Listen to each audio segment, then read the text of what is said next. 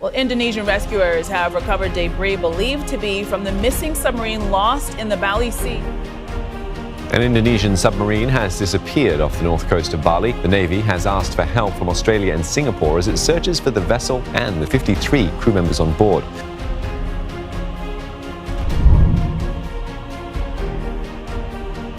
Bolehkah kita katakan ini ada mafia bisnis di dunia pertahanan kita, Bu? Mr. M aja. Dan siapa yang mau buka? Itu sebenarnya menurut saya bagian dari korupsi loh. Jangan salah loh.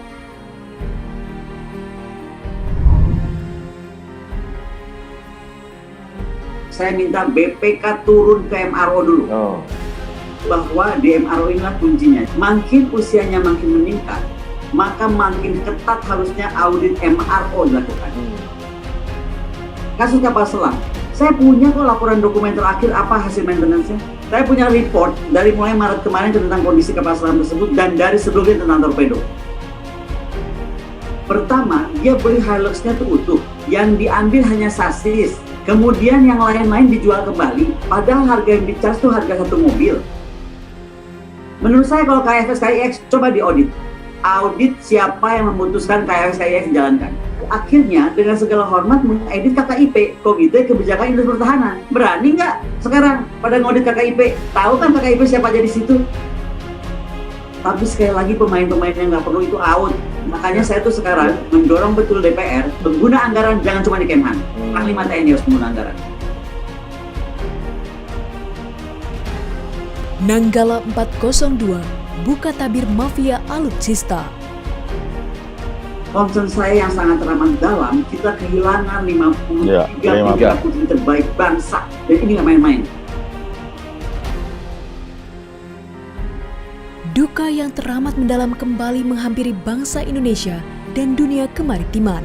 Sebanyak 53 prajurit hiu kencana dinyatakan gugur dalam tragedi tenggelamnya KRI Nanggala 402.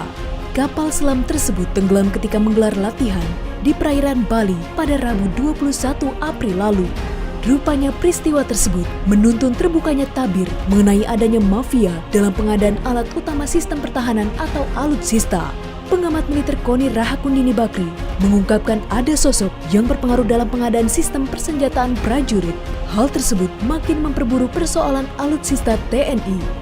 Meski tidak menyebutkan secara detail, KONI sempat menyebut inisial M sebagai salah seorang mafia yang dimaksud dalam diskusi daring beberapa waktu lalu.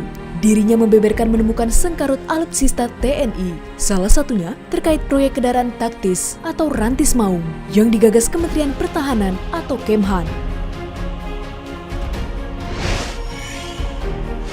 Itu sebenarnya menurut saya bagian dari korupsi loh. Jangan salah loh. Pertama, dia beli Hilux-nya itu utuh, yang diambil hanya sasis. Kemudian yang lain-lain dijual kembali, padahal harga yang dicas itu harga satu mobil. Dan itu yang saya pernah lihat itu 200 mobil yang kelihatan. Saya yakin kalau jalan-jalan dengan rombongan DPR nggak akan kelihatan itu. Saya tuh bisa menemukan hal-hal yang orang nggak tahu, karena saya tuh orangnya tuh, kalau orang Sunda bilang tuh jarambah gitu.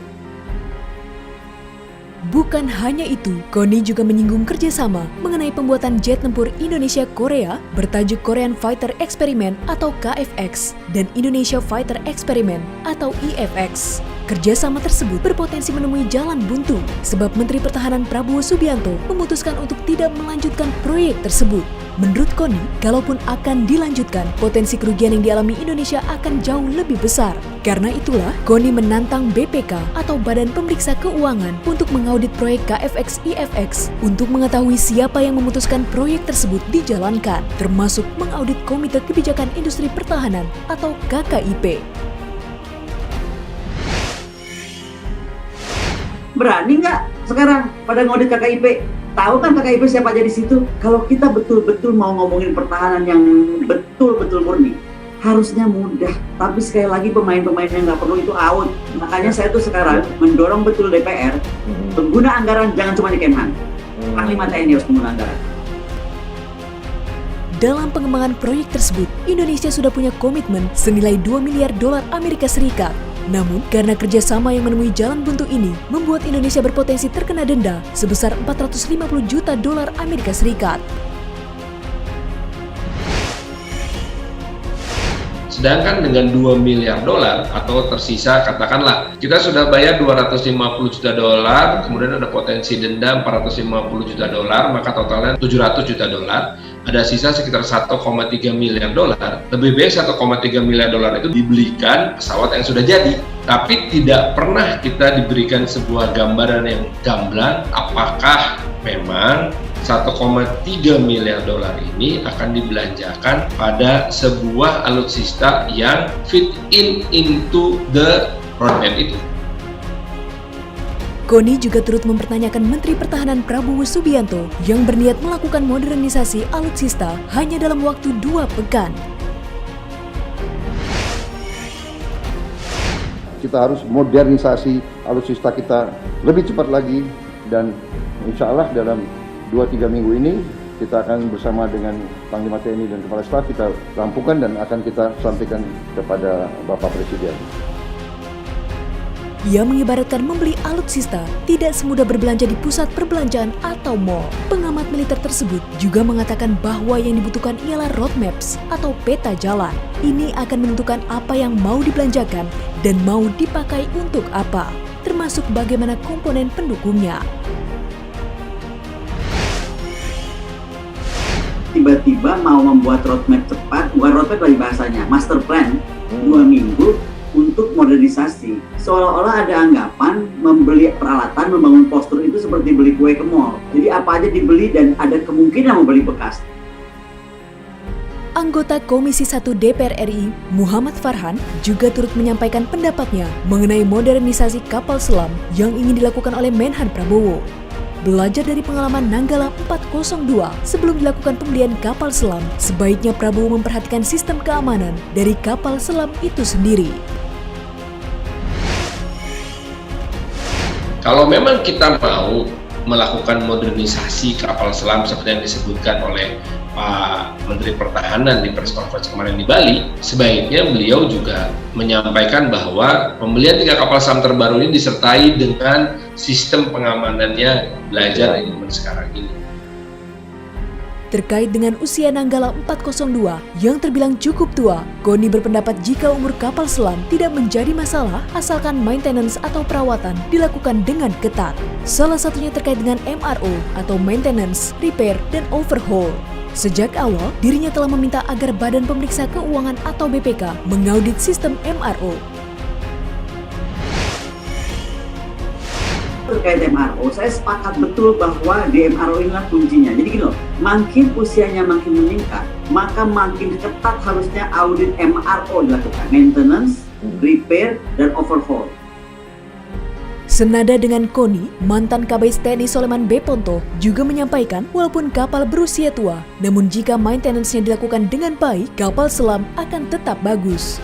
Untuk itu, sistem MRO terakhir kapal Nanggala 402 harus diaudit. Di dalam kurun waktu 10 tahun ini, untuk menunggu overhaul selanjutnya, kita harus lihat bagaimana maintenance-nya di antara itu. Bagaimana penggantian critical spare part itu. Apakah diganti atau tidak, kualitasnya bagaimana. Nah, itu harus kita lihat. Jadi harus diaudit lah, dilihat bagaimana maintenance terakhir itu. Sejak dulu, pengadaan alutsista memang rawan akan korupsi. Salah satu contohnya ialah korupsi anggaran pembelian alutsista tahun 2010 hingga 2014 sebesar 12 juta dolar Amerika Serikat yang dilakukan oleh Brigjen TNI Teddy Hernayadi. Atas perbuatan kejinya itu, Teddy dijatuhi hukuman penjara seumur hidup.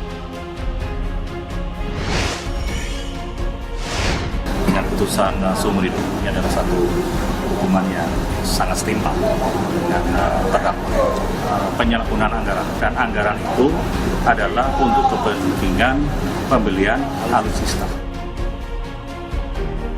Pembelian alutsista sendiri sebenarnya ditujukan untuk melakukan modernisasi persenjataan.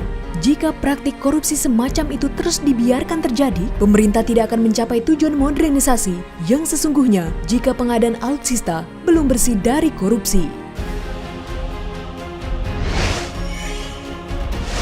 Sekali lagi, tidak ada toleransi terhadap praktek-praktek korupsi, praktek markup, dan saya perlu ingatkan juga bahwa alutsista ini dibeli dari uang rakyat untuk bisa digunakan oleh TNI dalam melindungi rakyat, melindungi bangsa, melindungi negara dari segala bentuk ancaman yang ada.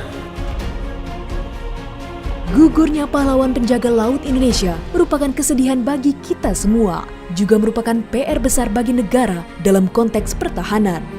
Jangan hanya memikirkan untuk membeli alutsistanya, tetapi pikirkanlah juga bagaimana agar kejadian seperti ini tidak terulang kembali.